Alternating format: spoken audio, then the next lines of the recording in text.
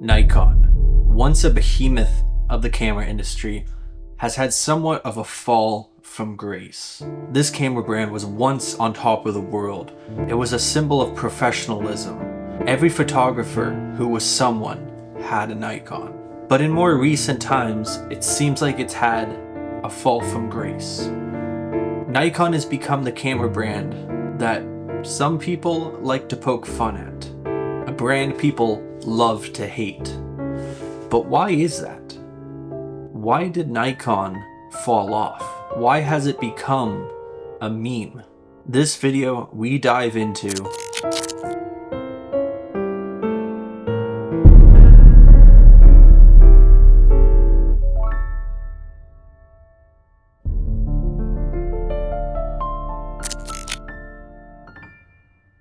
Now, full disclosure, I used to shoot on Nikon, but I didn't hate Nikon, and I still don't hate Nikon. I have no issues with it whatsoever.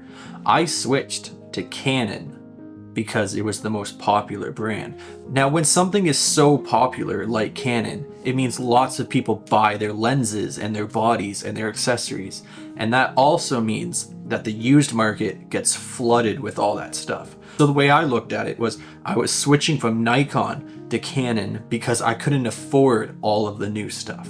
And at the time of switching, Canon had all these mirrorless cameras coming out and they looked fantastic, and I really wanted to get a full frame mirrorless body, and Nikon just didn't really have a whole lot on the market at the time. So for me, switching from Nikon to Canon was simple. I buy the mirrorless camera that I want, and I buy all the used gear and just buy an adapter, and it'll all work together seamlessly. By no means did I switch because I just no longer liked Nikon. It's just I wanted to switch for financial reasons. I really enjoyed my Nikon. I had a Nikon 3200 and it was a great camera till it got stolen from my car. But that's beside the point. Now, if we really want to get into the fall of Nikon, we gotta go back in time. Let's rewind to where it all began, back in 1917. Nikon was originally founded as Nippon Kogaku. And sorry if I completely butchered that. I grew up watching a lot of Godzilla movies. I should know how to pronounce it, but I don't. But Nikon specialized in optics and imaging. But by the mid-20th century, Nikon had established itself as a leader in high-quality cameras and lenses. Canon, on the other hand, wasn't founded until 1937. So Nikon already had a huge jump start on them. And Canon's focus was on innovation from the start. And then we have Fuji, known for its unique approach to color science, and then Sony, a relative newcomer in the camera industry. But Nikon was a household name, and the Nikon F series was a gold standard among professional photographers. You remember those iconic war photos from Vietnam? Many of those were shot on Nikon cameras. Their lenses were sharp, their bodies were robust. All around, they were fantastic cameras, and they've always had a loyal fan base.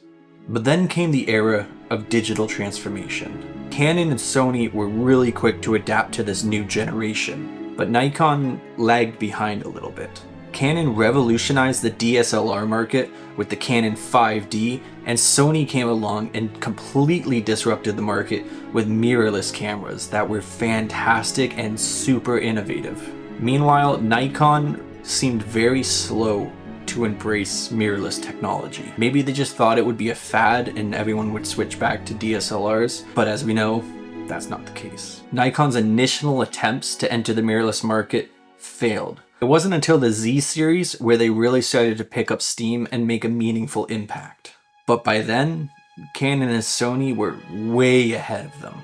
They had established dominance in the mirrorless market, which was ever growing in popularity. As Nikon and Sony surged in popularity, Nikon kind of just simmered there, and it slowly became a punching bag for jokes. No, she shoots on Nikon. Oh no, no, she shoots on Nikon.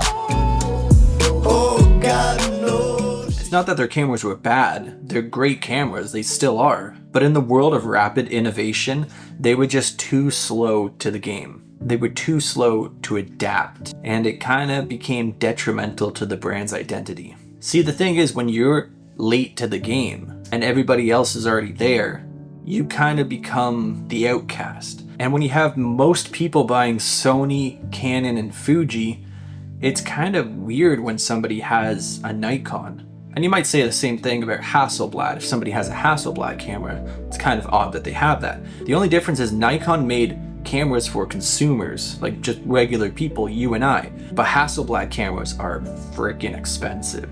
So if somebody has a Hasselblad, that's like having a Mercedes-Benz or a Rolls-Royce. See, the thing is, I also believe that it comes down to popularity. Because of these things being so popular, everybody just looks at Nikon as being the outcast, like I said.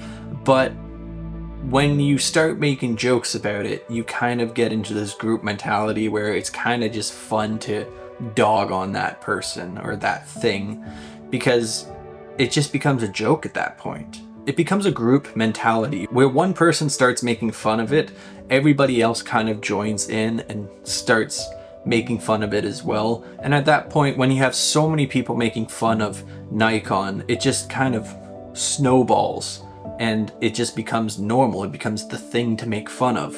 And I really do think it comes down to the fact that Nikon was just slow to the game. They didn't get in when mirrorless was becoming popular. They didn't have any entries and they lagged behind. And as a result of that, it has hurt their brand because people just like to make fun of it now. But here's a twist. You know those red cinema cameras?